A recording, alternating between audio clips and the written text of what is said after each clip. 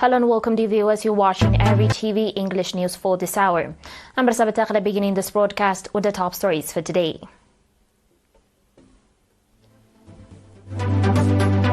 Meeting on strengthening public participation and ensuring peace and stability. UNESCO Regional Director met with Eritrean government officials. U.S. aircraft carrier joins military drills with South Korea and Japan. And millions of Nigerians go hungry as floods compound hardship.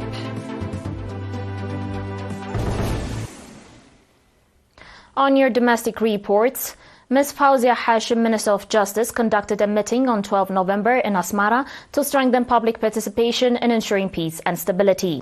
The meeting was attended by religious leaders, village elders, and public representatives from 96 administrative areas in the central region.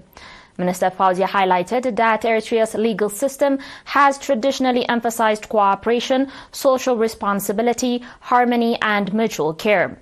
She noted that the primary objective of justice is to ensure peace and harmony, address both psychological and material offenses, uphold systems, and preserve indigenous values by integrating them with the modern legal framework.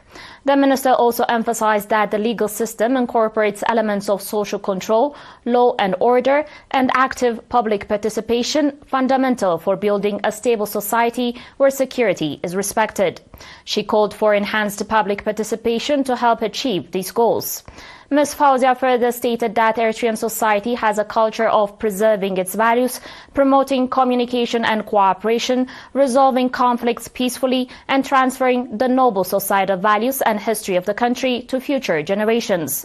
Participants expressed their readiness to strengthen their involvement in developing a legal system that fosters a unified national understanding.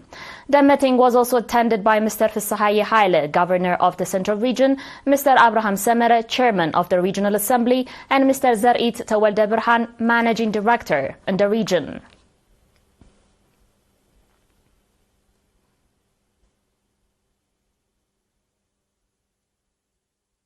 In other news, a delegation composed of Ms. Louise Hathausen, Regional Director of UNESCO in East Africa, and Ms. Sandra Makaria, Director of UN Information Service in East Africa, met and held talks with Eritrean government officials.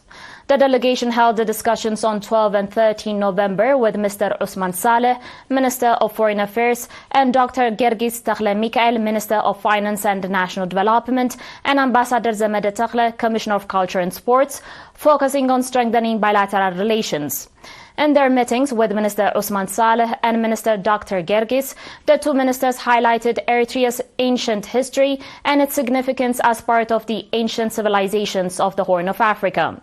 They noted that large portions of its historical resources had been looted during colonial times. The ministers expressed the government of Eritrea's readiness to work in collaboration with UNESCO to preserve this ancient heritage. Ambassador Zemede Takhle also expressed a commitment to joint cooperation to preserve cultural heritage, protect buildings in urgent need of maintenance, and on the ongoing archaeological excavations. The delegation expressed its readiness to collaborate in the preservation of cultural heritage as well as in promoting cultural tourism and ecotourism. The delegation, accompanied by Ms. Nahla Balji, UN Resident Coordinator in Eritrea, visited National Museum. The delegation will be visiting important historical sites and have traditional meetings with relevant ministries on similar themes.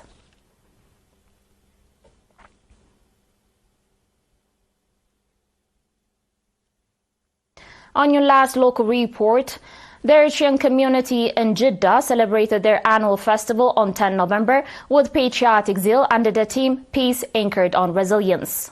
The festival was officially opened by Mr. Yusuf Saïq, Head of Organizational Affairs of the PFDJ. The event featured cultural programs, a photo exhibition, traditional villages of the Eritrean ethnic groups, educational activities by the Eritrean Community School, and other programs.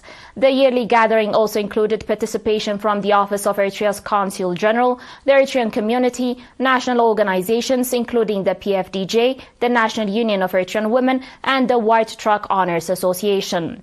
The festival will continue until 15 November. Dear viewers, do stay tuned for your international reports and more after the short break.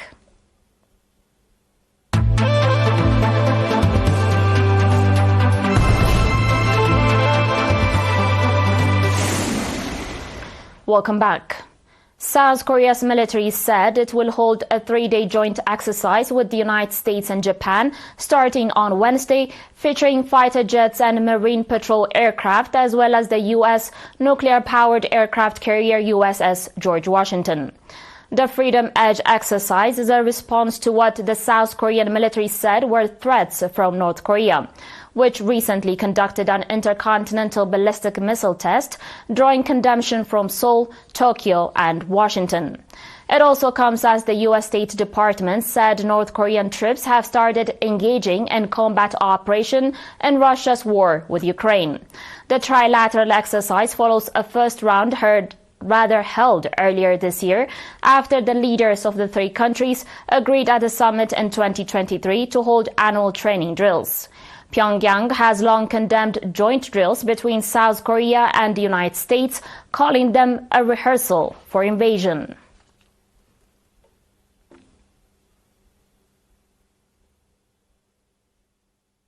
On today's final report, unrelenting price increases and a brutal insurgency had already made it hard for Nigerians in northeastern Borno state to feed their families.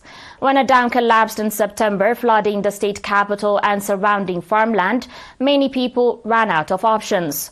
Torrential rains and floods in 29 of Nigeria's 36 states this year have destroyed more than 1.5 million hectares of cropland, affecting more than 9 million people, according to the Food and Agriculture Organization of the United Nations.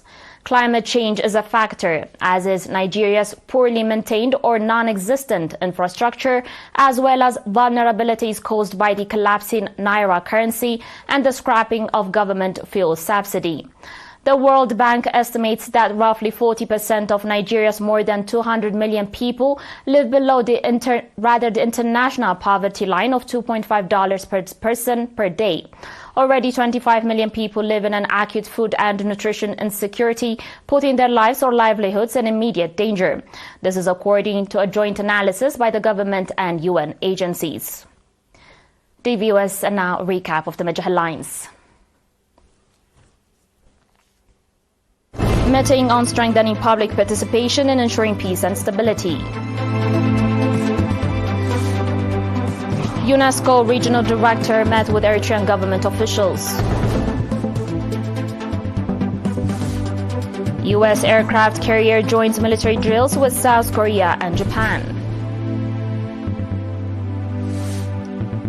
And millions of Nigerians go hungry as floods compound hardship. Dear viewers, that was it for today. Thanks for watching.